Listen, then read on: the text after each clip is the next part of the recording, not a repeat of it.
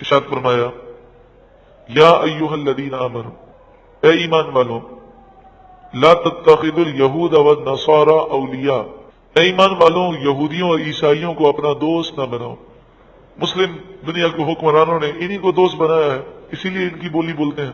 اے ایمان والوں یہودیوں اور عیسائیوں کو اپنا دوست نہ بناؤ، یعنی ان سے محبت نہ کرو، ان سے دوستی نہ کرو۔ تفسیر خازن میں ہے کہ حضرت عبادہ بن صامت صحابی رسول ہیں، انہوں نے عبداللہ بن ابی جو منافقوں کا سردار ہے اس سے کہا کہ یہودیوں میں میرے بہت سارے دوست ہیں جو بڑی شوکت اور قوت والے ہیں، لیکن اب میں ان سے دوستی سے بیزار آ چکا ہوں، اور اب میرے دل میں اللہ اور اس کے رسول کے علاوہ کسی اور کی محبت نہیں ہے، یہ حضرت عبادہ بن صامت نے کہا۔ تو عبداللہ بن ابی نے، یہ اس کی عادت تھی کہ جب بھی بات کرتا آگے پیچھے دیکھتا کوئی سننے والا تو نہیں، پھر وہ بات کہتا، پھر اگر یہ بات کسی کو کہی جاتی تو یہ مکر جاتا اور کہتا میں نے تو یہ کہی نہیں، اس کو کہو گواہ پیش کرے، اور کوئی گواہ ہوتا نہیں۔ تو چونکہ حضرت عبادہ بن صامت اکیلے تھے تو عبداللہ بن ابی نے کہا میں تو یہودیوں کی دوستی نہیں چھوڑ سکتا، کیونکہ مجھے نہیں پتا کہ آگے کیا ہونے والا ہے، تو ان سے تعلقات رکھنا بہت ضروری ہے، کبھی بھی یہ کام آ سکتے ہیں۔ نبی اکرم صلی اللہ علیہ وآلہ وسلم نے، آپ نے عبداللہ بن ابی سے پھر یہ کہا کہ یہودیوں سے دوستی کرنا یہ تیرا ہی کام ہے، اور عبادہ بن صامت جو ہے وہ ایسا کام نہیں کر سکتے، کیونکہ ان کے دل میں ایمان نقش کر چکا ہے۔ اس پر یہ آیت کریمہ نازل ہوئی تو فرمایا گیا اے ایمان والوں یہودیوں اور عیسائیوں کو اپنا دوست نہ بناؤ۔ ظاہری تعلقات ضرورتاً رکھنا اور چیز ہے، لیکن دوستی کرنا، محبت رکھنا، ان سے مروب ہونا، ان کی بولی بولنا، انہیں خوش کرنے کے لیے باتیں کرنا، یہ سب حرام ہے۔ بعضهم اولیاء بعض، یہ آپس میں ایک دوسرے کے دوست ہیں، یعنی قرآن نے واضح کہہ دیا کہ ان کی آپس میں کتنی بھی دشمنیاں ہوں، مسلمانوں کے خلاف یہ ایک دوسرے کے دوست ہیں، اور مسلمانوں کے خلاف ان کا معاملہ ہے الکفر ملۃ واحدہ، تمام کفار ایک ہی گروہ ہیں اسلام کے خلاف۔ ومن یتولہم منکم فانہ منہم، اور جو کوئی ان سے دوستی کرے گا بس بے شک وہ انہی میں سے ہو جائے گا، وہ انہی میں سے ہو جائے گا۔ اس کے ایک معنی یہ ہے کہ جب یہودیوں، عیسائیوں یا بدعقیدہ لوگوں سے دوستی ہوگی تو آہستہ آہستہ انسان کے عقائد خراب ہو جائیں گے، کیونکہ رسول اللہ نے فرمایا آدمی دوست کے دین پر ہوتا ہے، تو ان کے ساتھ اٹھنا بیٹھنا ہوگا، ان سے دوستی ہوگی تو صحبت کا اثر ضرور پڑے گا۔ وَمَن يَتَوَلَّهُم مِّنكُمْ فَإِنَّهُ مِنْهُمْ، جو ان سے دوستی کرے گا تم میں سے، پس بے شک وہ انہی میں سے ہے، انہی میں سے ہو جائے گا یا انہی میں سے ہے۔ یا پھر اس کے معنی یہ بیان کیے گئے کہ گو کہ یہ ہے مومن، لیکن جب کافروں کے ساتھ بیٹھ گیا تو آپ کو معلوم ہے ہیروئنچیوں کے ساتھ جو بیٹھے گا اسے دنیا کیا سمجھے گی؟ ہیروئنچی، اور اگر کبھی چھاپا پڑا تو اسے بھی گرفتار کیا جائے گا۔ تو اسی طرح جو بدعقیدہ لوگوں سے، بد مذہب سے، کافروں سے دوستی رکھے گا اور اللہ کا غضب نازل ہوا تو وہ بھی اس میں گرفتار ضرور ہوگا۔ ان اللہ لا یہدی القوم الظالمین، بے شک اللہ ظالم قوم کو ہدایت نہیں دیتا۔ اسے معلوم ہوا کہ کافروں سے دوستی کرنا یا اپنی جانوں پر ظلم کرنا ہے۔ لوگ کہتے ہیں جناب اس کا دین اس کے ساتھ ہے، ہماری تو صرف دوستی ہے۔ جب رسول اللہ نے فرما دیا کہ آدمی اپنے دوست کے دین پر ہوتا ہے اور صحبت اثر ضرور کرتی ہے، رسول اللہ کا فرمان غلط ہو سکتا ہے؟ نہیں ہو سکتا۔ تو لہذا ہمیں اپنی اصلاح کرنی ہے اور دوست ایسے کو بنائے کہ جسے دیکھ کر خدا یاد آ جائے، جو عاشق رسول ہو، جو عشق رسول میں ڈوبا ہوا ہو، انہیں دوست بنائے۔ اگر ہمارے دل میں عشق رسول نہیں ہوگا تو اس دوستی کی برکت سے انشاءاللہ عشق رسول نصیب ہو جائے گا۔ حضرت ابو موسیٰ اشعری آپ بصرہ میں تھے اور بصرہ کے گورنر تھے۔ مسئلہ یہ تھا کہ آپ کو اپنے سرکاری جو کاغذات تھے وہ کاغذات لکھوانے کے لیے کوئی اچھا کاتب چاہیے تھا، تو آپ کو ایک عیسائی کاتب ملا جو بڑا کام بھی صحیح کرتا تھا اور لکھتا بھی بہت اچھا تھا۔ حضرت عمر رضی اللہ تعالیٰ عنہ کو علم ہوا، حضرت عمر رضی اللہ تعالیٰ عنہ ان معاملات میں بڑے سخت تھے، تو آپ نے حضرت ابو موسیٰ اشعری سے کہا کہ تمہارا عیسائی سے کیا تعلق؟ کیا تم نے یہ آیت نہیں پڑھی یا ایھا الذین آمنوا لا تتخذوا اليہود والنصارى اولیاء، اے ایمان والوں یہودیوں اور عیسائیوں کو اپنا دوست نہ بناؤ، اپنا رازدار نہ بناؤ۔ تو جب یہ سارے کاغذات لکھے گا تو بہت سارے راز وہ جان لے گا اور کبھی بھی وہ اپنی دشمنی دکھا سکتا ہے۔ تو انہوں نے کہا کہ حضرت اس کا دین اس کے ساتھ ہے، مجھے کیا، مجھے تو اصل میں کتابت کی ضرورت ہے تو میں نے اسے رکھ لیا۔ تو آپ نے فرمایا کہ یہ تو نے جو عہدہ دیا ہے، اس عہدے کے ذریعے تو نے اسے عزت دی ہے، اللہ نے انہیں ذلیل کیا اور تو انہیں عزت دیتا ہے، اللہ نے انہیں دور کیا تو انہیں قریب کرتا ہے، تو انہیں قریب نہ کر۔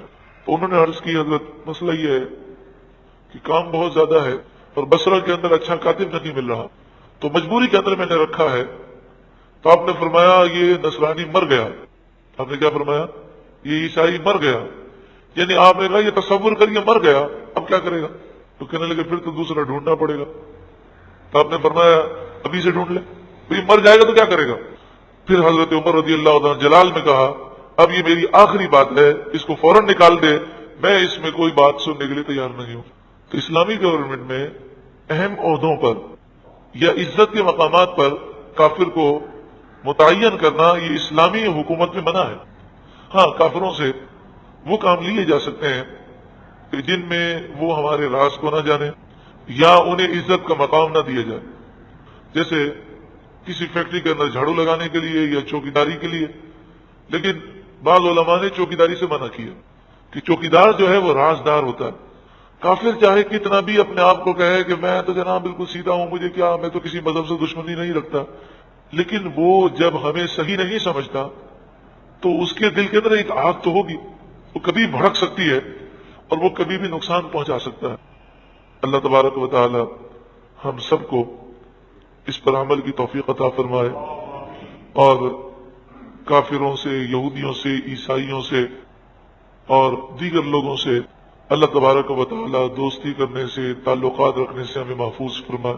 بعض لوگ یہ کہتے ہیں کہ اگر کافر سے دوستی نہیں رکھیں گے تو انہیں ہم دین کی طرف کیسے لائیں گے، ہم انہیں دین کی طرف کیسے لائیں گے؟ تو بات یہ ہے کہ دین کی طرف لانے کے لیے انسان جو کوششیں کرتا ہے وہ الگ چیز ہے۔ وہ تو جاتا ہے، اس کے پاس جاتا ہے، کوئی تحفہ دیتا ہے، پھر اسے دین کی دعوت دیتا ہے، لیکن یہاں پر جس دوستی کی ممانعات ہے وہ محض دوستی ہے۔ اور دین کی جب ہم دعوت دیں گے تو اس میں بھی دلی دوستی نہیں ہوگی، دلی محبت نہیں ہوگی۔ دوستی کس چیز کا نام ہے؟ لیکن آپ کی دکان پر کتنے لوگ آتے ہیں کہ نہیں؟ آپ ان سے ہنس کر بات بھی کرتے ہوں گے، تعلقات بھی ہوں گے، لیکن بتائیے یہ جتنے گاہک آتے ہیں سارے آپ کے دوست ہیں؟ نہیں۔ دوستی کس کو کہتے ہیں؟ اٹھنا بیٹھنا، کھانا پینا، محبت کے تعلقات، یہ سب منع ہے۔ ہاں دین کی دعوت دینے کے لیے آپ ان کے پاس جا سکتے ہیں، انہیں دین کی دعوت دیں، مگر یہ بات یاد رکھیں کہ بحث کرنا یہ غیر عالم کے لیے حرام ہے۔ غیر عالم بحث نہیں کر سکتا، تو انہیں دین کی دعوت دیں، ان کی کوئی چیز سمجھ میں نہ آئے تو آپ ان کا سوال لے لیں اور کسی سنی دارالافتاء سے، صحیح العقیدہ کسی عالم سے اب وہ سوال انہیں پیش کر دیں، ان سے جواب لے لیں، انہیں پہنچا دیں، تاکہ آپ کو جواب دینے میں غلطی بھی نہ ہو اور آپ اس گناہ سے بچ جائیں۔ کیا مسئلہ ہے؟ پھر اس مسئلے کو میں ریپیٹ کرتا ہوں، غیر عالم کے لیے بحث کرنا حرام ہے۔ اعلیٰ حضرت امام اہل سنت سے کسی نے پوچھا، غالباً یہ فتح رضیہ شریف کی 10ویں جلد میں یا 12ویں جلد میں ہے جو قدیم ہے، کہا کہ ایک شخص ہے جس کا نام زید ہے، یہ لوگوں سے مناظرے کرتا ہے، بدعقیدہ لوگوں کے پاس کتابیں لے کر جاتا ہے اور ان سے مناظرے کرتا ہے اور انہیں چیلنج کرتا ہے، اور کئی لوگوں کو اس نے اسلام کی دعوت بھی دی ہے اور کئی بدعقیدہ لوگوں کو صحیح عقیدے کی طرف رہنمائی کی ہے، لیکن وہ عالم دین نہیں ہے۔ تو اعلیٰ حضرت امام اہل سنت نے فرمایا حرام ہے، اشد حرام ہے، حرام ہے، حرام ہے، حرام ہے۔ آپ نے فرمایا غیر عالم کے لیے یہ کام کرنے حرام ہے، یہ اس کا شعبہ ہی نہیں ہے۔ ہو سکتا ہے وہ غلطی کر جائے، ہو سکتا ہے اس کو سمجھاتے ہوئے وہ کفر بک دے، اسے خود ہی پتہ نہ ہو سکتا ہے وہ اس کے ضد میں آ کر کسی چیز کا انکار کر ڈالے، اسے علم ہی نہ ہو، اور ہو سکتا ہے وہ سامنے والے کے اعتراض پر لاجواب ہو جائے، تو ہوگا کیا؟ وہ بدعقیدہ لوگ تو خوش ہو جائیں گے کہ دیکھو اس کے پاس کوئی جواب نہیں۔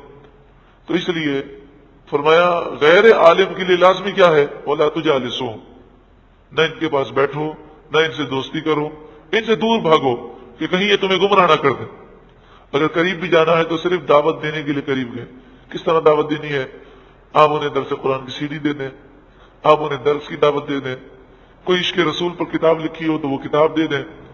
اگر وہ ایسا بدعقیدہ شخص ہو کہ جو عقائد وہ رکھتا ہو اس عقائد کے خلاف کوئی کتاب لکھی گئی ہو، مثلا وہ قادیانی ہے اور قادیانیوں کے خلاف کتاب لکھی گئی اور انہیں ان کے غلط عقائد سمجھائے گئے، تو آپ نے انہیں کتاب دے دی، کہیے آپ کتاب پڑھیں، آپ کو فائدہ حاصل ہوگا۔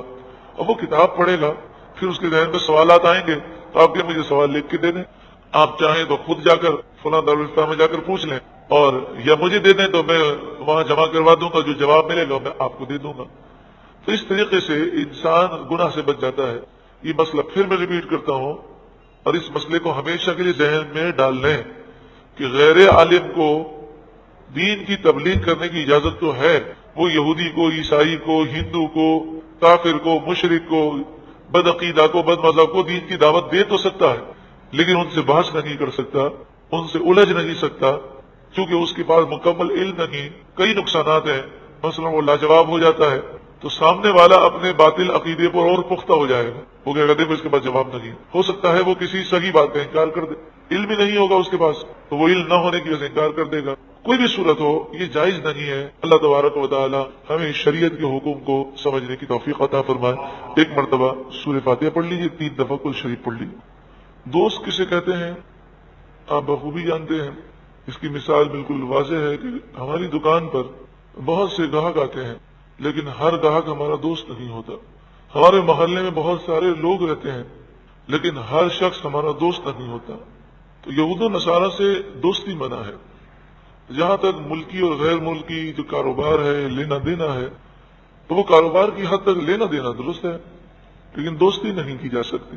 نبی اکرم صلی اللہ علیہ وآلہ وسلم نے یہودیوں سے معاہدہ کیا، لیکن آپ نے دوستی نہیں کی۔ یہودیوں سے یا عیسائیوں سے کوئی معاہدہ کرنا، اور وہ معاہدہ جو ہمارے اپنے مفاد میں ہو، مسلمانوں کے لیے مفید ہو، اس معاہدے کرنے میں بھی حرج نہیں ہے۔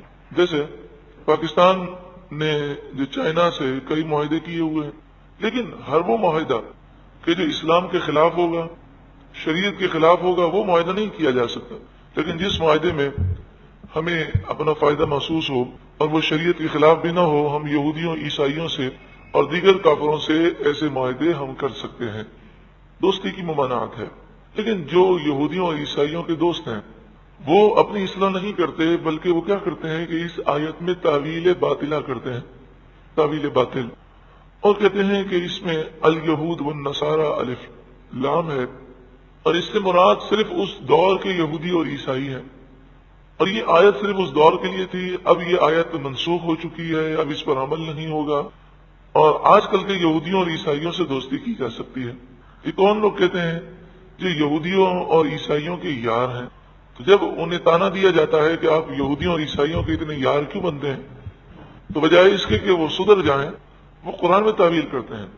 تو یہی بات جاوید غامدی نے ٹی وی پر کہی ہے کہ اس آیت کریمہ میں اس دور کے یہودی عیسائی مراد ہیں، آج کل کے دور کے یہودی عیسائیوں سے دوستی کی جا سکتی ہے۔ قال رسول اللہ صلی اللہ علیہ وسلم، رسول اللہ صلی اللہ علیہ وآلہ وسلم نے ارشاد فرمایا، من قال فی القرآن برأیہ فلیتبوأ مقعدہ فی النار، جو قرآن میں اپنی رائے سے بات کرے، جو تفسیر رائے کے ذریعے کرے، وہ جہنمی ہے، وہ اپنا ٹھکانہ جہنم میں بنا دے۔ تو ہم پوچھتے ہیں کون سی ایسی آیت ہے، کون سی ایسی حدیث ہے کہ جس کے اندر اس بات کا ذکر ہو کہ رسول اللہ نے فرمایا ہو کہ یہ آیت جو ہے صرف اسی دور کے یہودیوں کے لیے ہے اور بعد میں آنے والے ان سے دوستیاں کی جا سکتی ہیں۔ دوستی کے معنی کیا ہے؟ دوستی کے معنی ہے دلی محبت، دلی لگاؤ، اور یہ تو کافروں سے ہو ہی نہیں سکتا، تو اس دور کے ہوں کہ اس دور کے ہوں۔ اللہ تبارک و تعالی ایسے گمراہ لوگوں سے مسلمانوں کو محفوظ فرمائے جو اسلام کا نام لے کر، قرآن کا نام لے کر غلط تفسیریں اور غلط ترجمے کر کے دین اسلام سے ہمیں ہٹانا چاہتے ہیں، ہمارے خیالات بگاڑنا چاہتے ہیں، ہماری نسلوں کو تباہ کرنا چاہتے ہیں۔ ہم نے توہین رسالت کے قانون کے اوپر کئی باتیں آپ کے سامنے پیش کی تھی۔ مزید یہ بات ہے کہ توہین حضرت مسیح کا قانون امریکہ میں بھی ہے اور یورپ میں بھی ہے۔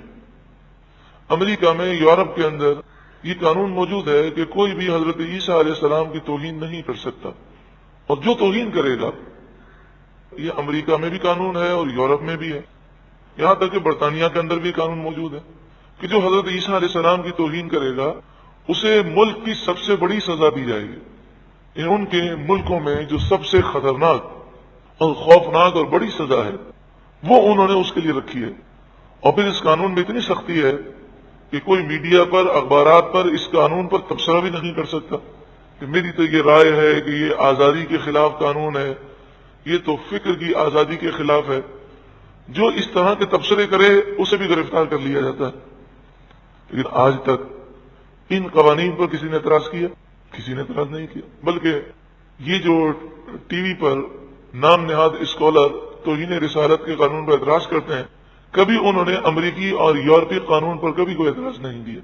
یہودیوں کا ایک مسئلہ ہے ہولوکاسٹ، اور یہ ایک من گھڑت وہ کہانی بناتے ہیں کہ جنگ عظیم کے دوران 60 لاکھ یہودی ذبح کیے گئے، قتل کیے گئے. تاریخی اعتبار سے یہ ایک حقیقت ہے کہ یہ سب جھوٹ ہے. یہودی مارے تو گئے لیکن ان کی تعداد 60 لاکھ یا 40 لاکھ نہیں تھی. پورے یورپ کے اندر یہ قانون ہے کہ کوئی تاریخ دان اس پر اعتراض نہیں کر سکتا، اور اس پر اگر وہ اعتراض کرے گا تو اسے جیل میں بھیج دیا جائے گا. اس پر نہ کسی ٹی وی پر تبصرہ کیا جا سکتا ہے نہ کسی اخبار میں. تو وہاں تو کوئی نہیں کہتا کہ یہ فکر کی آزادی پر آپ تالے لگا رہے ہیں، جمہوریت ہونی چاہیے، جس کو جو کہنا ہے وہ کہے. وہاں تو کوئی نہیں کہتا. صرف توہین رسالت کے قانون کے اوپر یہ شور کیوں مچایا جاتا ہے؟ اس لیے کہ وہ یہ چاہتے ہیں کہ کھل کر رسول اللہ کی گستاخی ہو. اور توہین رسالت کا جو قانون ہے وہ گستاخی جو ہے کرنے نہیں دیتا. جہاں تک تعلق ہے اس خاتون کا تعلق جس کے متعلق مشہور ہے کہ اس نے رسول اللہ صلی اللہ علیہ وآلہ وسلم کو گندی گندی گالیاں دی ہیں چوک پر کھڑے ہو کر. اگر یہ بات سچی ہے تو اسے خاتون کہنا یہ خاتون کی توہین ہے. میں بلکہ ہوش و حواس میں اور بالکل ٹھنڈا رہ کر یہ بات کہہ رہا ہوں، جذبات میں نہیں کہہ رہا. اسے کتیا کہنا یہ کتیا کی توہین ہے. یہ کتیا اور بندریا سے بھی بدتر اور خبیث تر عورت ہے اگر اس نے ایسی گستاخی کی ہے. اگر نہیں کی تو پاکستان میں قانون موجود ہے، اسے اس وقت تک سزا نہیں دی جا سکتی. اس قانون میں یہ بات ہے جب تک کہ تمام پاکستان کی کورٹس، تمام جتنی وہ اعلیٰ عدالتیں کہلاتی ہیں، وہ جب تک متفقہ طور پر اسے گستاخ نہ مان لیں، اور جو لوگ گواہی دے رہے ہیں ان کے بارے میں جب تک کنفرم نہ ہو جائے کہ یہ سچی گواہی ہے، اس وقت تک اسے سزا نہیں دی جا سکتی. لیکن اگر اس نے ایسا کیا ہے اور یہ بات سچی ہے تو پھر میں کہوں گا یہ کتیا سے بھی بدتر ہے. اور اس کے بارے میں نرم گوشہ رکھنا بھی کفر ہے. جو اس کے لیے رحم کی اپیلیں کرے گا یا ہمدرد جذبہ رکھے گا وہ کافر ہو جائے گا. کیونکہ رسول اللہ کے گستاخ کے لیے نرم گوشہ رکھنا بھی کفر ہے، ایمان اس کا برباد ہو جائے گا. کتیا سے بدتر کیوں ہے؟ اس لیے کہ کتا ہو یا کتیا ہو، اسے ایک ٹکڑا آپ روٹی کا کھلا دیں تو ساری زندگی وہ وفاداری کرتا ہے اور کبھی وہ بھونکتا نہیں ہے مالک کے سامنے. لیکن یہ اس آقا کے خلاف بھونک رہی ہے کہ جس آقا نے عورتوں کو غلامی کی قید سے آزادی دلائی. جب میرے آقا تشریف لائے تو عورتوں کو جانور اور کیڑوں سے بدتر سمجھا جاتا تھا پوری دنیا کے اندر. ان عورتوں کو مقام و مرتبہ میرے آقا نے دیا، تو جس نے انہیں اس مقام پر پہنچایا اس ذات کے خلاف بکواس کرنا یہ تو جانوروں سے بدتر حرکت ہے. اور ہمارے دل میں اس کے لیے کوئی نرمی کا گوشہ نہیں ہے. بلکہ اگر یہ ہمارے سامنے کرتی اور ہم میں طاقت ہوتی تو واللہ ہم اس کی گردن اڑا دیتے. اور یہی گستاخ رسول کی سزا ہے. اگر پاکستان میں یہ قانون ختم کیا جائے گا تو یہ مت سمجھیے گا کہ گستاخ رسول بچ سکے گا، بلکہ قانون کی وجہ سے بچنے کے امکانات ہیں کہ وہ کورٹ میں گیا اور ہو سکتا ہے کورٹ کے سامنے دلائل ایسے پیش نہ کیے جا سکیں. لیکن جس دن پاکستان سے یہ قانون ختم، مطلب اگر یہ کوشش کامیاب ہوئی اور اللہ نہ کرے ایسا ہوا تو پھر لوگ خود قانون ہاتھ میں لیں گے. اور پھر کئی غازی علم الدین شہید، غازی عبد القیوم شہید اور عامر چیمہ جیسے پیدا ہوں گے. اور جو سلمان تاثیر پنجاب کا گورنر ہے، اس کی بدنصیبی اور بدبختی تو دیکھیں کہ جیل میں جاتا ہے اور رحم کی اپیل کے کاغذات پر اسے سگنیچر کراتا ہے، اسے غائب کروا دیتا ہے. سنا ہے کہ اسے آزاد کروا دیا اور وہ اپیل کرتا ہے صدر سے کہ رحم کیا جائے. کیوں؟ عیسائیوں کے پوپ نے یہ بات کہی ہے اسے. تو اللہ اور اس کے رسول کے حکم کے سامنے اس مردود پوپ کی کیا بات ماننی؟ امریکہ کے صدر کی طرف سے پریشر ہے، کیا امریکی صدر کی حیثیت ہے اللہ اور اس کے رسول کے حکم کے سامنے؟ تو بدبختی اس کی یہ ہے کہ یہ سلمان تاثیر جو پنجاب کا گورنر ہے، اس کے جو والد ہیں وہ عظیم شخصیت ہیں. بدبختی دیکھیں کہ اس کے والد جو ہیں عظیم شخصیت ہیں، اور یوں سمجھیے کہ زندہ کے گھر پر مردہ پیدا ہوا ہے کہ غازی علم الدین شہید جنہوں نے گستاخ رسول کو قتل کیا تھا، ان کے نماز جنازہ میں گورنر پنجاب کے والد پیش رہے اور جنازے کی جو ڈولی تھی وہ انہوں نے خود تیار کی تھی اپنے ہاتھوں سے. یہ سعادت باپ کو ملی اور بیٹا کیسی خباثت کر رہا ہے. اللہ تبارک و تعالی ہماری اولاد میں، ہماری نسلوں میں کوئی گستاخ رسول پیدا نہ کرے.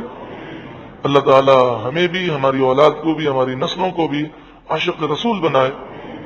نرمی، تحمل، برداشت اپنی جگہ ہے، لیکن جو رسول اللہ کا گستاخ ہے اس کے لیے نرم گوشہ ہونا یہ ایمان کے لیے زہر قاتل ہے. یہ سب ریال یا پاؤنڈ یا ڈالر یہ سب یہی رہ جائیں گے. یہ جتنے گورنر ہیں، یہ وزراء ہیں، یہ تو حکومت کی خاطر، عہدوں کی خاطر یا دولت کی خاطر یہ کر رہے ہیں، لیکن عوام بلا وجہ اپنا ایمان برباد کر رہی ہے. وہ تو دنیا کی دولت کی خاطر ایمان برباد کر رہے ہیں، اور عوام دین سے دور ہے، ٹی وی پر بیٹھی ہے، اس عورت کو دکھایا جاتا ہے، اس کے چھوٹے چھوٹے بچے رو رہے ہیں، اوہو بڑا ظلم ہو رہا ہے، نہیں ہونا چاہیے، یہ قانون کالا قانون ہے، وحشیانہ سزا ہے، اور یہ بکواس کر کے وہ بیچارے اپنا ایمان برباد کر رہے ہیں. کیا لینا دینا ایک گستاخ رسول سے؟ تو اس طرح کی گفتگو آپس میں کر کے اور ٹی وی کے تبصروں سن کے، ہم تو سب کی سنتے ہیں، کرتے وہ ہیں جو ہمارا دل چاہتا ہے. تو جب سب کی سنتے ہیں تو علم تو ہے نہیں، تو اس لیے سب کی سن کر گمراہ ہوتے ہیں، اور پھر ایمان جب برباد ہو جاتا ہے اور پھر علم بھی نہیں ہوتا کہ میرا ایمان برباد ہو گیا، پھر انسان گناہ کرتا رہتا ہے. یعنی یوں سمجھے وہ نیکیاں بھی کرے گا تو نیکیاں تو قبول ہونی نہیں ہیں، اسی حال میں مر جائے گا، کفر پر خاتمہ ہے. اللہ تعالی ہم سب کے ایمان کی حفاظت فرمائے. آپ سے گزارش ہے کہ آپ یہ سی ڈی کیسٹ ہو سکے تو اسے بہت عام کریں. ناقابل تلافی نقصان، ناقابل تلافی نقصان، ایسا نقصان کہ جس کی تلافی ممکن نہیں ہے، وہ ہے کفر پر خاتمہ، ایمان کی حفاظت کی فکر. بولنے سے پہلے انسان 100 مرتبہ سوچ لے کہ دین کے معاملات میں بول رہا ہوں کہیں یہ کفر تو نہیں ہے. یہ کیسٹ، یہ سی ڈی خوف پیدا کر دے گی اور ہر ایک کو اپنے ایمان کی فکر ہوگی. ایسے لوگ جو دین سے دور ہیں کم از کم انہیں یہ کیسٹ تو ضرور سنائے، کیونکہ انسان کتنا بھی گناہ گار ہو، کتنا بھی سیاکار ہو، اگر خاتمہ ایمان پر ہوا تو ایک نہ ایک دن وہ بالآخر جنت میں ضرور جائے گا. لیکن اگر خاتمہ ہی کفر پر ہوا تو ہمیشہ ہمیشہ جہنم میں جلنا ہے. یا مقلب القلوب ثبت قلوبنا علی دینک، یا مقلب القلوب ثبت قلوبنا علی دینک، یا مقلب القلوب ثبت قلوبنا علی دینک. اگر شاہ فرمایا فَتَرَى الَّذِينَ فِي قُلُوبِهِمْ مَرَضٌ، بس آپ دیکھیں گے ان لوگوں کو کہ جن کے دلوں میں نفاق کی بیماری ہے. یسارعون فیہم، وہ یہودیوں اور عیسائیوں سے دوستی کرنے کی کوشش کرتے ہیں. قرآن کیا صرف رسول اللہ کے دور ہی کے لیے نازل ہوا تھا یا قیامت تک رہنمائی ہے؟ تو قرآن بیان کر رہا ہے کہ جن کے دلوں میں مرض ہے نا، وہ یہودیوں اور عیسائیوں سے دوستی کی طرف دوڑتے ہیں. اور کیوں دوڑتے ہیں؟ ایک ہی خیال ہوتا ہے کہ کام آئیں گے، عہدہ بچ جائے گا. نہ تو امریکہ نے پہلے اپنے ماننے والوں کے عہدے وہ بچا سکا ہے، نہ اب بچا سکے گا. جنہوں نے امریکہ کا کہنا مانا، جب امریکہ کا کام ہو جاتا ہے تو وہ اسے ذلیل و رسوا کر دیتا. اور تاریخ میں یہ مثالیں موجود ہیں، لیکن پھر بھی حکمراں اندھے ہو جاتے ہیں. یقولون، وہ کہتے ہیں، نخشى ان تصیبنا دائغہ، ہمیں ڈر لگتا ہے کہ ہم پر کوئی گردش آ جائے، حالات خراب ہوں تو یہودیوں عیسائیوں سے دوستی ہونی چاہیے، یہ کام آئیں گے.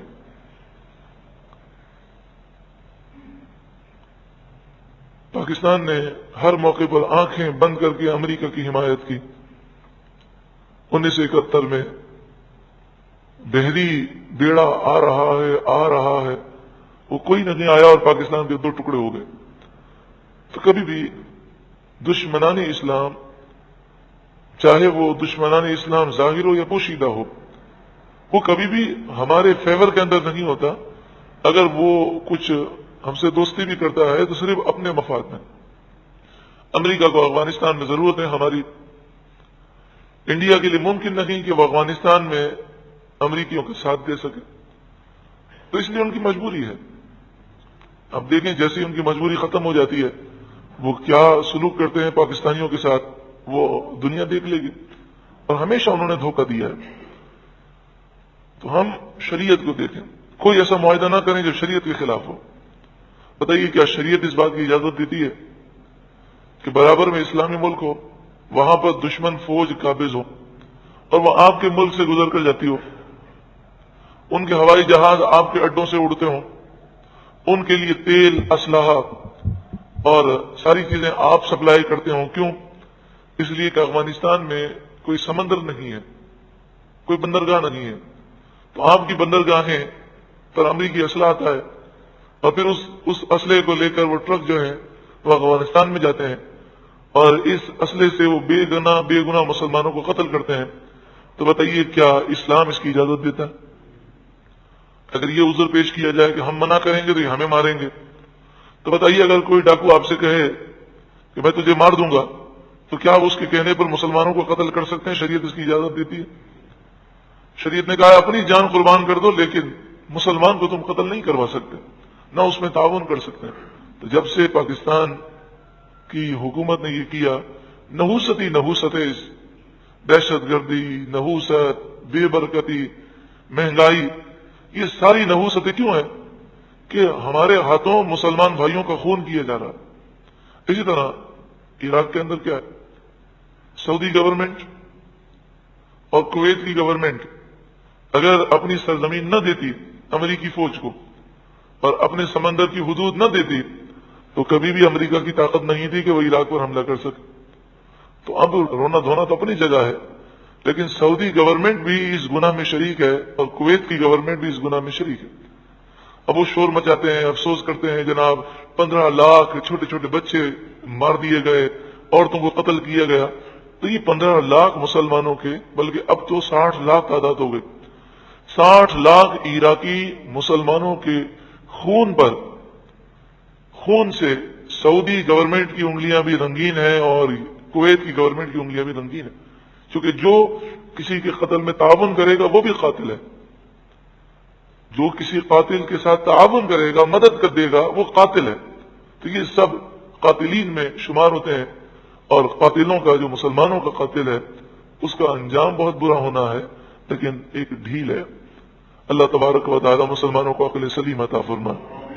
یقولون نخشى ان تصيبنا دائرہ، وہ کہتے ہیں ہم ڈرتے ہیں کہ ہم پر کوئی گردش آ جائے. فعسى الله ان يأتي بالفتح او امر من عنده. ایک دوسری بات ذہن میں رکھیے گا، رسول اللہ صلی اللہ علیہ وآلہ وسلم کی حدیث ہے، جزیرہ عرب سے یہودیوں عیسائیوں کو نکال دو. تو سعودی عرب یہ جزیرہ عرب ہے، حجاز مقدس ہے. یہ تو سعودی عرب ہم آپ کو سمجھانے کے لیے کہتے ہیں، یہ کوئی سعودی عرب نہیں ہے، یہ حجاز مقدس ہے، کسی خاص قبیلے سے کوئی نسبت نہیں. تو حجاز مقدس سے یہودیوں اور عیسائیوں کو نکالنے کا رسول اللہ نے حکم دیا. لیکن آپ دیکھیں حرمین شریفین مکہ مکرمہ مدینہ منورہ کے علاوہ پورے حجاز مقدس میں جگہ جگہ ہندو کام کر رہے ہیں، عیسائی کام کر رہے ہیں، یہودی کام کر رہے ہیں. کئی جگہوں پر مسلمانوں کو روزگار کے لیے نہیں رکھا جاتا، ہندوؤں کو رکھا جاتا. تو مشرکوں کو اور یہودیوں اور عیسائیوں کو رسول اللہ نے جزیرہ عرب سے نکالنے کا حکم دیا.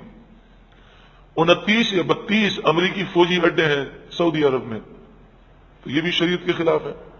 لیکن یہ حرام، بدعت، ممنوع انہیں نظر نہیں آتا، اور کوئی غلاف کعبہ کو چوم لے تو اس کے پیچھے پڑ جاتے ہیں اور شرک کے فتوے لگاتے ہیں. اللہ رب العالمین مسلمانوں کو عقل سلیم عطا فرمائے. فعسى الله ان يأتي بالفتح، عنقریب اللہ تعالی فتح کی خبر لائے گا. اور ایسا ہوا مکہ مکرمہ فتح ہو گیا، یہود و نصارہ ذلیل و رسوا ہوئے، ان کے قلعے رسول اللہ نے فتح کر لیے، اور پھر منافقوں کو معلوم ہو گیا کہ یہود و نصارہ سے دوستی کا کوئی فائدہ نہیں۔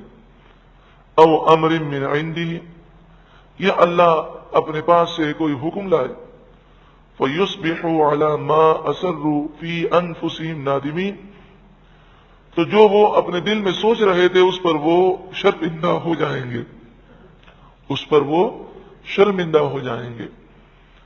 تو اللہ تعالیٰ نے منافقوں کے راز کو فاش کیا اور حجاز مقدسہ کو یہودیوں اور عیسائیوں سے پاک کر دیا۔ اس طرح یہ لوگ ذلیل و رسوا ہوئے، اور جو یہ سمجھتے تھے یہ کام آئیں گے، انہیں معلوم ہوا یہ کام نہیں آئیں گے۔ یہ آیت کریمہ آج بھی خبردار کر رہی ہے کہ جو یہودیوں اور عیسائیوں کے یار ہیں، ان قریب وہ شرمندہ ضرور ہوں گے اس بات پر، اب چاہے وہ زبان سے اس کا اظہار کریں یا نہ کریں، دل ضرور شرمندہ ہوگا، اور وہ در بدر کی ٹھوکریں جب کھائیں گے تو انہیں احساس ہوگا کہ ان کی خاطر ہم نے اپنی آخرت کو برباد کیا، یہ کسی کام کے نہیں ہے۔ وَيَقُولُ الَّذِينَ آمَنُوا، اور ایمان والے کہتے ہیں، جب ایمان والوں نے دیکھا کہ منافقین ذلیل ہو گئے تو انہوں نے یہ دیکھ کر کہا، وہ اب کہتے ہیں، أَهَٰؤُلَاءِ الَّذِينَ أَقْسَمُوا بِاللَّهِ جَاهَدَ أَيْمَانِهِمْ، کیا یہی وہ لوگ ہیں کہ جنہوں نے اللہ کی قسمیں کھائیں اپنے معاہدے میں پوری کوشش کرتے ہوئے، إِنَّهُمْ لَمَعَكُمْ، بے شک وہ تمہارے ساتھ ہیں۔ یہ وہ لوگ ہیں جنہوں نے کہا تھا کہ ہم تمہارا ساتھ دیں گے، اب دیکھو یہ تمہارا ساتھ نہیں دے رہے۔ یہ یہودی عیسائی جنہوں نے قسمیں کھائی تھیں کہ ہم تمہارا ساتھ دیں گے، لیکن نہ انہوں نے پہلے کبھی مسلمانوں کا ساتھ دیا نہ اب دیں گے۔ حبطت اعمالهم، ان کے اعمال برباد ہو گئے۔ فاصبحوا خاسرین، تو وہ اب نقصان اٹھانے والے ہوئے۔ خسرت دنیا والآخرہ ہوا، یعنی دنیا بھی برباد ہوئی اور آخرت بھی برباد ہوئی، اور ان یہودیوں کی دوستی سے انہیں کوئی فائدہ حاصل نہ ہوا۔ جب انسان یہودیوں سے، عیسائیوں سے، کافروں سے دوستی رکھتا ہے، دوستی کس کو کہتے ہیں؟ دلی میلان، دلی محبت، تو ان کی باتیں جب سنتا ہے تو اس پر اثرات آتے ہیں، اور اکثر یہ ہوتا ہے کہ اس کے عقائد خراب ہو جاتے ہیں اور پھر وہ کفر بک دیتا ہے۔ جیسے فی زمانہ مختلف جو چینل دیکھنے والے ہیں ان کا یہی حال ہے، اور وہ جب بھی چوراہے پر بیٹھتے ہیں تو وہ ایسی باتیں کہتے ہیں کہ جن سے ان کا ایمان برباد ہو جاتا ہے۔ تو یہودیوں اور عیسائیوں سے دوستی سے منع کیا گیا، اب ایمان کی بربادی کا ذکر ہے۔ معلوم یہ ہوا کہ بد عقیدہ، بد مذہب، کافر، مرتد، یہودی، عیسائی، ہندو، مشرک، ان سے دوستیاں انسان کے عقائد کو خراب کرتی ہیں اور ایمان برباد کر دیتی ہیں۔ یا ایھا الذین آمنوا، اے ایمان والوں، من یرتد منکم عن دینہ، تم میں سے جو کوئی اپنے دین سے پھر جائے۔ اس آیت کریمہ میں خبر ہے کہ کچھ لوگ پھریں گے، اور بہت سے لوگ ایسے تھے کہ جو اسلام لائے پھر مرتد ہو گئے۔ فسوف یأتی اللہ بقوم، تو ان قریب اللہ ایسی قوم لے آئے گا، یحبہم ویحبونہ، وہ اللہ ان سے پیار کرے گا اور وہ اللہ سے پیار کریں گے۔ وہ اللہ کے پیارے ہوں گے اور اللہ ان کا پیارا، وہ اللہ سے محبت کریں گے اور اللہ ان سے محبت کرے گا۔ ان کی صفات کیا ہیں؟ اذلۃ علی المؤمنین، مومنوں پر وہ نرم ہوں گے، مومن کی سختیاں، تکلیفیں وہ برداشت کریں گے، اس معاملے میں وہ درگزر کرنے والے، نرمی کرنے والے ہوں گے۔ اعزۃ علی الکافرین، کافروں پر سخت ہوں گے، کافروں پر وہ کیا ہوں گے؟ سخت ہوں گے۔ اب یہ قرآن کس پہ نازل ہوا؟ رسول اللہ پر۔ تو یہ جو مثال پیش کی جاتی ہے کہ میرے آقا نے تو کافروں کے لیے چادر بچھا دی، تو یہ بھی سیرت کا حصہ ہے، اور یہ بھی قرآن کی آیت ہے، اعزۃ علی الکافرین، کافروں پر سخت ہے۔ تو میرے محبوب نے چادر اس کے لیے بچھائی کہ جس کے لیے آپ نے وحی کے ذریعے یہ جانا کہ اس کے سامنے یہ سلوک کیا جائے گا تو اس کے دل میں اسلام کی محبت پیدا ہوگی، اور صرف اسلام کی محبت دل میں ڈالنے کے لیے آپ نے ایسا کیا. کوئی ذاتی دوستیاں یاریاں آپ نے نہیں لگائیں، اور نہ ہی ان کی باتیں آپ نے غور سے سنی ہے، نہ ان سے توحید سنی ہے، نہ انجیل سنی ہے، نہ ان کی بکواسات سنی ہے، اور نہ ان کی ہاں میں ہاں ملائی ہے. تو مثال کس کی دے رہے ہیں؟ اس کی جو رحمت للعالمین ہے، وہ اللہ کے اذن سے ہر کام کرتے ہیں. اور خود اپنی دوستی کا حال تو دیکھیں کہ اگر یہ یہودی یا عیسائی مثلا امریکی صدر ہے، اس کے سامنے کا یہ حق بات کہہ سکتے ہیں کہ آپ ہمارے ملک پر جب چاہیں ڈرون حملے کر دیتے ہیں، بڑے ظالم لوگ ہیں آپ قاتل ہیں، آپ بے شرم ہیں، آپ بے حیا ہیں؟ کیا یہ بات یہ امریکی صدر کے سامنے کہہ سکتے ہیں؟ امریکی صدر کے سامنے تو کیا وہ کہیں گے؟ چھوٹا سا ان کا جو سفیر ہوتا ہے پاکستان میں، اس کے سامنے بھی ان کی جرت نہیں بول سکے. تو کیا رسول اللہ صلی اللہ علیہ وآلہ وسلم نے ایسا کبھی کیا؟ تو مثال کس چیز کی دے رہے؟ یہ تو ایسا ہی حال ہے کہ بعض عورتیں کہتی ہیں ارے چہرے کا پردے کا کہاں لکھا ہوا ہے. تو مجھے تو جب بھی کسی نے سوال کیا تو میں نے یہی سوال کیا کہ یہ بتائیے وہ عورت کے خود پردے کا حال کیا ہے؟ کیا صرف اس کا چہرہ کھلا ہوتا ہے باقی سب ڈھکا ہوا ہوتا ہے؟ کہ لگا نہیں مولانا صاحب، وہ تو بالکل ہی فارغ ہے، بال بھی کھلے ہوئے ہیں، بازو بھی کھلے ہوئے ہیں، گلا بھی کھلا ہوا ہے، چست لباس ہے، آدھی ننگی نظر آتی ہے. تو بات کسی کر رہی ہے چہرے کے پردے کی. ارے تو چہرے کے پردے کی بات کر رہی ہے، چہرے کا پردہ ہے یا نہیں؟ تو باقی پردہ پہلے کر تو صحیح، سر سے لے کر پاؤں تک اپنے پوری جسم کو چھپا لے. اور تو احرام کی بات کرتی ہے تو احرام کے اندر تو چہرہ اگر کھولنے کی اجازت ہے تو اس پر میک اپ کرنے کی اجازت نہیں، اس پر بناؤ سنگار کرنے کی اجازت نہیں، اس پر زیور پہننے کی اجازت نہیں. تو چہرہ بالکل سادہ کر لے، اور پھر چہرہ اگر کھلا ہوا ہے صرف، تو پھر اب اس موضوع پر بات کریں تو ہم آپ کو دلائل دیں گے کہ چہرے کا پردہ بھی ثابت ہے اور یہ بھی ضروری ہے. لیکن بال کھلے ہوئے ہیں، بالکل بے پردہ ہے، اور بات کس پہ کری تھی؟ چہرے کا پردہ کہاں سے ثابت ہے؟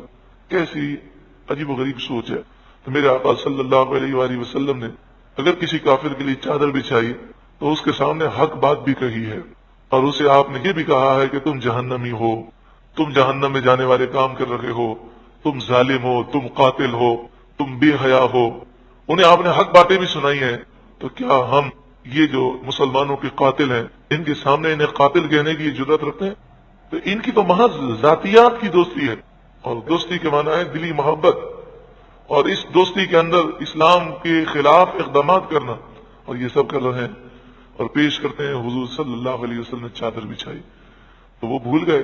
رسول اللہ نے تلوار بھی اٹھائی ہے اور جہاد بھی کیا ہے اور ان کے قلعوں کو فتح بھی کیا ہے، اور رسول اللہ صلی اللہ علیہ وآلہ وسلم نے انہیں جزیرہ عرب سے نکالا بھی ہے، انہیں مدینہ منورہ سے پکڑ پکڑ کر ایک ایک کو آپ نے جلا وطن بھی کیا ہے. وہ بھی تو رسول اللہ کی سیرت کا حصہ ہے. ایک چیز کو ماننا اور دوسری چیز کو نہ ماننا، یہ کہاں کی عقل مندی ہے؟ عزت علی الکافرین، کافروں پر یہ کیا ہوں گے؟ سخت ہوں گے. اور یہاں الٹا حساب ہے، کافروں پر یہ نرم ہے، مومنوں پر سخت ہے. ساری لوڈ شیڈنگ کرنی ہے، مہنگائی دینی ہے، ٹیکس لگانا ہے تو سب ہم پہ لگانا. عالمی بینک ہو یا جتنے بھی ادارے ہوں، وہ جو کہتے جائیں وہ آنکھیں بند کر کے مانتے. یجاہدون فی سبیل اللہ، وہ اللہ کی راہ میں جہاد کریں گے. ولا یخافون لومۃ لائم، بڑی بات ہے، بڑا مشکل کام ہے. ملامت کرنے والوں کی ملامت سے وہ کوئی اندیشہ نہیں رکھیں گے، کسی کی ملامت کی انہیں پرواہ نہیں ہوگی. یہ بڑا مشکل کام ہے. سب ملامت کر رہے ہوں اور آدمی صحیح کام بھی کر رہا ہو اور سب ملامت کرے نا تو صحیح کام آدمی چھوڑ دیتا. تو مومن کی صفات کیا بیان کی گئی؟ ولا یخافون لومۃ لائم. مجھے تو حیرت ہوتی ہے ان نادانوں پر، بڑے بڑے بال رکھتے ہیں، پونی بناتے ہیں، سینہ کھولتے ہیں اور سونے کا لاکٹ زنجیر ڈالتے ہیں، ہاتھ میں کڑے پہنتے ہیں، کان میں بالیاں باندھتے ہیں اور اکڑ کے چل رہے ہوتے ہیں. سارے لوگ ہنس رہے ہوتے ہیں، پھر بھی انہیں کوئی شرم نہیں. اور یہاں کسی کو کہا جائے جناب داڑھی شریف رکھ لیں، رسول اللہ کی سنت ہے اور واجب ہے، جی شرم آتی ہے. لوگ یوں کہتے ہیں ارے اسے گناہ کرتے ہوئے، فیشن کرتے ہوئے شرم نہیں آتی، اور تمہیں اپنے نبی کی سنت سجاتے ہوئے شرم آتی. عورتوں سے کہا جائے جی آپ پردہ کریں، جی ہمارے خاندان میں رواج نہیں ہے، شرم آتی. تو اللہ تعالیٰ نے نیک بندوں کی صفات کیا بیان کی؟ ولا یخافون لومۃ لائم، وہ ملامت کرنے والے کی ملامت کی کوئی پرواہ نہیں کریں گے. اللہ تعالیٰ ہمیں بھی ایسا بنا دے. یہ کون لوگ ہیں جن پر یہ کرم ہوگا؟ ذالک فضل اللہ یؤتیہ من یشاء، اللہ جس پر چاہتا ہے اپنا فضل اسے عطا فرماتا ہے۔ یہ اللہ کا فضل ہے۔ فضل کی نشانیاں کیا ہیں؟ انسان اللہ سے پیار کرے، مومنوں پر نرم ہو، کافروں پر سخت ہو، اللہ کی راہ میں جہاد کرے اور دین پر چلنے میں کسی کی ملامت کی پرواہ نہ کرے۔ یعنی بالفرض ساری دنیا اسے غلط کہے لیکن وہ سمجھتا ہے کہ میں رسول اللہ کی سنت اپنا رہا ہوں، شریعت ہے، تو وہ اس پر چلتا رہے اور کسی کی پرواہ نہ کرے۔ نبی اکرم صلی اللہ علیہ وآلہ وسلم نے ان لوگوں کے لیے بہت بڑا درجہ بیان کیا کہ جو فتنے کے زمانے میں ہوں گے اور وہ سنت کو زندہ کریں گے، شریعت پر عمل کریں گے۔ آپ نے فرمایا میری ایک سنت کو زندہ کرنے پر انہیں 100 شہیدوں کا ثواب دیا جائے۔ تو ملامت اور مخالفت کو برداشت کرنا آسان کام نہیں ہے۔ ایک شہید اپنی جان نچھاور کرتا ہے، ٹکڑے ٹکڑے ہو جاتا ہے، تو 100 شہیدوں کا ثواب کس کو ہے؟ کہ جو فتنے کے زمانے میں فساد امت کے وقت رسول اللہ کی سنت کو زندہ کرے، تو اسے ملامت کا سامنا کرنا ہوگا، طنز و طعنوں کو برداشت کرنا ہوگا۔ واللہ واسع علیم، اور اللہ وسعت والا، علم والا ہے۔ یہودیوں عیسائیوں کو دوست نہ بنائے، کافروں کو دوست نہ بنائے، پھر کس کو بنائے دوست؟ کون ہمارے دوست ہیں؟ انما ولیکم اللہ، تمہارا دوست تو صرف اللہ ہے، ورسولہ، اور اس کے رسول ہیں، والذین آمنوا، اور وہ لوگ ہیں جو ایمان لائے۔ ایمان لانے والے میں بے نمازی بھی تو ہیں، فحاشی اور یعنی کرنے والے بھی ہیں، کہ ہم انہیں دوست بنا لیں؟ نہیں۔ الذین یقیمون الصلاۃ، ان ایمان والوں کو اپنا دوست بنانا وہ ایمان والے دوست ہیں جو نماز پابندی سے قائم کرنے والے ہیں۔ وَيُؤْتُونَ الزَّكَاةَ، اور وہ زکوٰۃ دیتے ہیں، وہ نماز قائم کرتے ہیں اور زکوٰۃ دیتے ہیں۔ وَهُمْ رَاكِعُونَ، اور وہ اللہ کے فرما بردار ہیں۔ راکعون مانے وہ جھکے ہوئے ہیں اللہ کے حضور، یعنی وہ اللہ کے فرما بردار ہیں۔ تو اللہ تمہارا دوست ہے، اس کے رسول دوست ہیں، اور مومنین میں اس سے دوست بناؤ جسے دیکھ کر تمہیں خدا یاد آ جائے، کہ متقی اور پرہیزگار ہو۔ کیونکہ چور سے دوستی کرو گے تو چور بن جاؤ گے، ہیروئن جی سے دوستی کرو گے تو ہیروئن جی بن جاؤ گے، دہشت گرد سے دوستی اگر کسی کا بچہ کرے گا تو دہشت گرد بن جائے گا۔ اللہ تعالی ہمیں بھی، ہماری اولاد کو، ہماری نسلوں کو بری صحبت سے بچائے۔ اسکول کا ماحول، کالج کا ماحول اتنا خوفناک ہے، توبہ توبہ۔ بچہ ہمارا گھر کے اندر رہے یہ بہتر ہے۔ ہمارے ایک دوست ہیں، انہوں نے بڑی پیاری بات بتائی۔ انہوں نے کہا کہ میں نے اپنے بچوں کو کبھی بھی باہر کے لڑکوں سے دوستی نہیں کرنے دی۔ اتوار کا دن ہوتا، وہ کہتا ابو ہمیں کھیلنے کے لیے جانا ہے، تو میں کہتا میں تمہارے ساتھ کھیلوں گا، اور میں انہیں لے جاتا اور ان کے ساتھ میں کھیلتا، اور میں نے وقت اپنے دوستوں میں دینے کے بجائے یہ وقت اپنی اولاد کو دیا۔ تو اب میری اولاد کا دوست صرف میں ہوں، اور جو میری اولاد ہے وہ میری دوست ہے۔ تو کہتے ہیں لوگ مجھے کہتے ہیں کہ تو بڑا عجیب آدمی ہے، بچوں کا ذہن نہیں کھلے گا، یہ تو لڑکیاں بن گئی ہیں، گھر میں بیٹھی ہوتی ہیں۔ تو میں کہتا ٹھیک ہے بھلے، اس میں کوئی مسئلہ نہیں۔ تو کہا میرے جتنے جاننے والے تھے انہوں نے میری مخالفت کی اور اپنے بچوں کو دوستوں کی گیدڑی میں بھیجا کہ بچے اس سے ہوشیار ہوں گے، دنیا کی سمجھ پیدا ہوگی۔ تو کہا اتنے ہوشیار ہو گئے ہیں کہ ماں باپ بیچارے تنگ آ چکے ہیں، کچھ زیادہ ہی ہوشیار ہو گئے۔ تو انہوں نے کہا کہ اب وہ مجھے کہتے ہیں یار ہماری غلطی بھی تو صحیح تھا کہ تیرے بچے بڑے فرما بردار ہیں اور وہ تجھے تنگ نہیں کرتے، نہ اپنی امی کو تنگ کرتے ہیں، اور ہمارے بچے بہت زیادہ ہوشیار ہو گئے اور ہمیں کہتے ہیں ابا آپ کو تو زمانے کی سمجھ ہی نہیں ہے۔ تو بتائیے دوستی کس قدر خوفناک ہے، کس قدر خطرناک ہے، اور کیوں نہ ہو۔ جی میرے آقا نے فرما دیا کہ دوستی کا اثر ہوتا ہے، صحبت کا اثر ہوتا ہے، کہ انسان اپنے دوست کے دین پر ہوتا ہے، تو حضور کا فرمان تو غلط نہیں ہو سکتا۔ تو اگر ہماری اولاد میں سے یا ہم نوجوانوں میں سے، یعنی کوئی نوجوان ہے یا کوئی بڑی عمر کا شخص ہے، وہ بھی سوچے، میری بہن بھی سوچے اور ہم بھی سوچیں، اگر ہم کسی کی دوستی میں مبتلا ہیں تو یا تو اسے دین کی دعوت دیں اور بس، اور اگر ہماری اولاد کسی کی دوستی میں مبتلا ہے تو آپ دیکھ لیں کہ اگر وہ نمازی ہے تو بری صحبت کی وجہ سے آپ دیکھیں گے کہ نماز میں سستی شروع ہو جائے گی۔ تو اس لیے دوستی کا معاملہ بڑا ہی نازک ہے، ہمیں خود بھی اس کا خیال رکھنا ہے اور اپنی اولاد کی بھی ہمیں فکر کرنی ہے۔ وَمَن يَتَوَلَّ اللَّهَ، جو کوئی اللہ سے دوستی کرے، يَتَوَلَّ اللَّهَ وَرَسُولَهُ، اور اللہ کے رسول سے دوستی کرے، وَالَّذِينَ آمَنُوا، اور ایمان والوں سے دوستی کرے، فإن حزب اللہ هم الغالبون، تو بے شک اللہ کا گروہ ہی غالب ہونے والا ہے، یعنی جو اللہ والوں کے دوست ہیں وہ اللہ والے ہیں، وہ حزب اللہ ہے۔ بعض مفسرین نے کہا کہ اس کا شان نزول اس آیت کریمہ کا یہ ہے کہ حضرت جابر رضی اللہ تعالیٰ عنہ روایت کرتے ہیں کہ حضرت عبداللہ بن سلام رضی اللہ تعالیٰ عنہ اور آپ کے جب ساتھی یہودیوں سے، یعنی وہ یہودی تھے پھر وہ مسلمان ہو گئے، تو یہودی قوم نے ان کا بائیکاٹ کیا، قوم قریظہ نے، بنی نذیر نے انہیں چھوڑ دیا اور کہا کہ قسم ہے ہم پر، ہم تمہارے ساتھ نہیں بیٹھیں گے، کوئی تعاون نہیں کریں گے کہ تم نے یہودی مذہب کیوں چھوڑا۔ تو حضرت عبداللہ بن سلام رسول اللہ کی خدمت میں آئے اور انہوں نے عرض کیا رسول اللہ، ہم اسلام لائے تو ہمیں یہودی قوم نے نکال دیا، ہمیں چھوڑ دیا، تو اس پر یہ آیت کریمہ نازل ہوئی کہ تمہارا دوست تو صرف اللہ ہے، اس کے رسول ہیں اور نیک مومنین تمہارے دوست ہیں۔ جب یہ آیت حضرت عبداللہ بن سلام نے سنی تو کہنے لگے ہم اللہ کے رب ہونے پر راضی ہیں، رسول کے نبی ہونے پر راضی ہیں اور مومنین کے دوست ہونے پر راضی ہیں۔ بعض مفسرین نے یہ بات لکھی، یہ جو آیت کریمہ میں فرمایا گیا وہ نماز قائم کرتے ہیں، وہ زکوٰۃ دیتے ہیں، وہم راکعون، اور وہ رکوع کرنے والے ہیں، اللہ کے حضور جھکنے والے ہیں۔ تو بعض نے کہا کہ اس کا ترجمہ یوں ہے وہ زکوٰۃ دیتے ہیں رکوع کی حالت میں، وہ زکوٰۃ دیتے ہیں رکوع کی حالت میں۔ اور پھر انہوں نے ایک واقعہ بیان کیا، لیکن اس واقعے پر امام فخر الدین رازی علیہ الرحمہ نے تفسیر کبیر میں اعتراضات کیے ہیں اور کہا ہے کہ یہ واقعہ، اس کی سند جو ہے بہت کمزور ہے اور یہ واقعہ صحیح نہیں ہے۔ وہ واقعہ یہ بیان کرتے ہیں کہ حضرت علی رضی اللہ تعالیٰ عنہ نماز پڑھ رہے تھے، رکوع کی حالت میں تھے، تو کسی سائل نے آپ کو سوال کیا تو آپ نے اپنی انگوٹھی رکوع کی حالت میں اسے دے دی۔